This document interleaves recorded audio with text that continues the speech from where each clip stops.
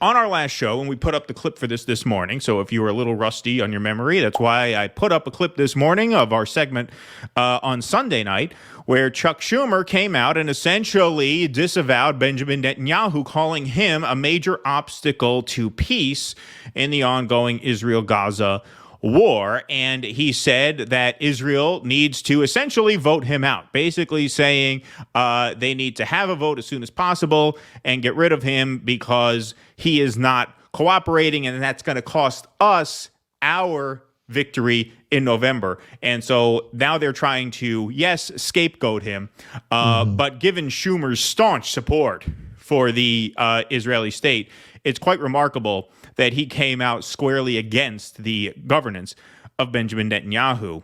Netanyahu was not happy about this, so he was asked about it on CNN. Here's Benjamin Netanyahu responding to Chuck Schumer's statement. Elected official here in Chuck Schumer is the highest-ranking Jewish elected official here in America, a staunch supporter of Israel. What's your response? I think what he said is totally inappropriate.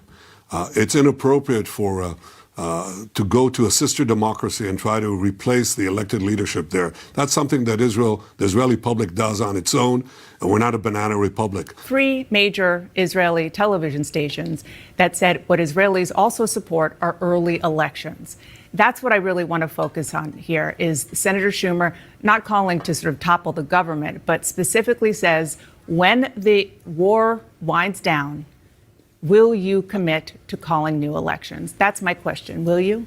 All right. Now, before he tries to wiggle out of this, let's just make sure we are all on the same page as to what the Israelis want. They want the war over, they want the hostages back, and they want him gone. Okay, so that's what they want. They want the war over, right? Now, they're supporting a ground invasion of Rafah to the tune of 75% because they understand that's the only way Netanyahu is going to consider this war settled. That's the only hope they have of getting the hostages back because their government won't accept any other deal. But that's what they want. They want the war over, they want their people back, and they want him out just like they wanted him out over the summer. That's why there were massive protests in the streets anti-Netanyahu. So let's see what he has to say about this.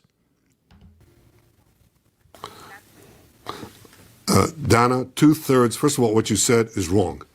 The vast majority of Israelis oppose early elections until the war doesn't end. We've just had many polls on that. Look, a lot of the polls are.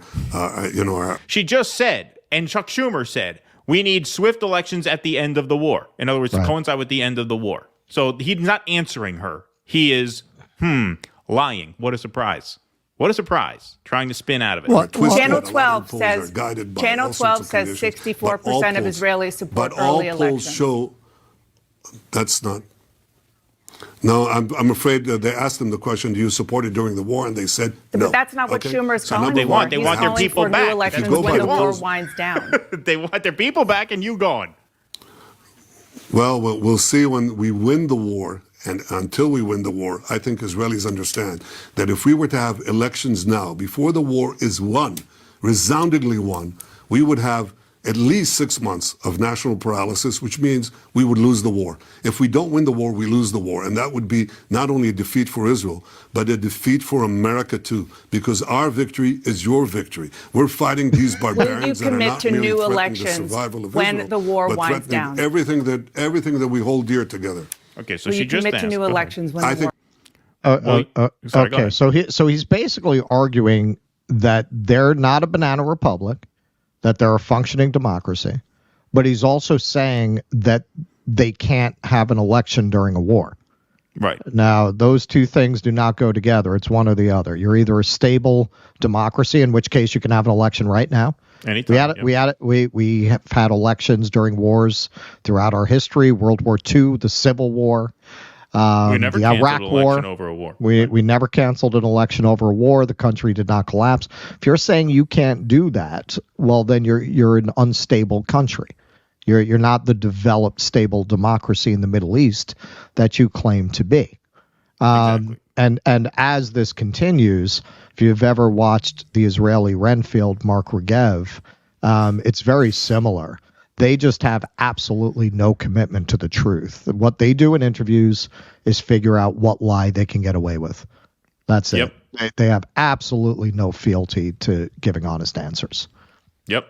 That's absolutely true. And to Russell's point, Netanyahu invokes post 9/11 USA as we continue. That's something for the Israeli public to decide. But it's not something. No, look, that's something for the Israeli people to decide. I think it's ridiculous to talk about it. It's like after 9/11, after 9/11, you're in the midst of fighting the war against Al-Qaeda, and an Israeli would say, you know what we need now is either new elections in the U.S. or if your system doesn't allow, then President Bush should resign and we should have an alternative leader. You don't do that. Well, let's you don't talk do about that to, why. Sister, We had an election in 2004. You don't talk about that.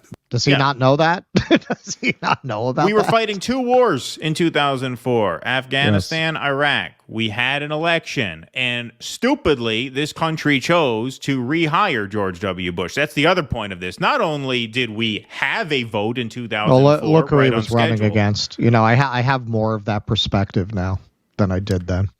John Kerry. Who the fuck wanted to vote for John Kerry?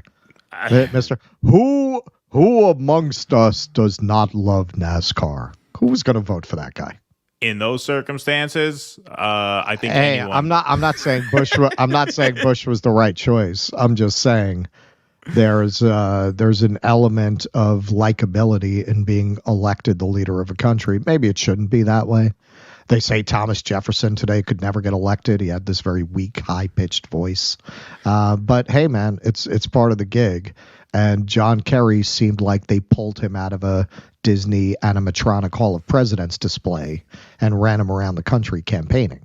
No, I'm not saying. I couldn't tell you what the hell he was for. Like he didn't even have a real agenda other than not being George Bush, which I'll grant you that should have been enough, but it's just not in the real world. I mean, when you run somebody that nobody's really for, even if they're running against somebody that only some people are for, that wins. Some people like George Bush very much at the time. Who was passionate about John Kerry? Well, there you go. I mean, that's it right there. So you could say, okay, we had the vote in 2004. George W. Bush won. By the time George W. Bush left office, his approval rating was 22%. If you ask Americans right now, 20 years later, should we have given George Bush more power or less power in the years following 9/11? I imagine it would be down to 10% of Americans who think the government should have been trusted more in 2002 and 2003. Sure. So the idea that you would make this point 20 years later, hey, after 9/11, did you really want to express a lack of confidence in George W. Bush? Well, the answer to that, with the wisdom of hindsight, is fuck yes, obviously. Yeah, it might have been a good idea. Yes, it would have been a great fucking idea. So what kind of example is that to use? Please clap.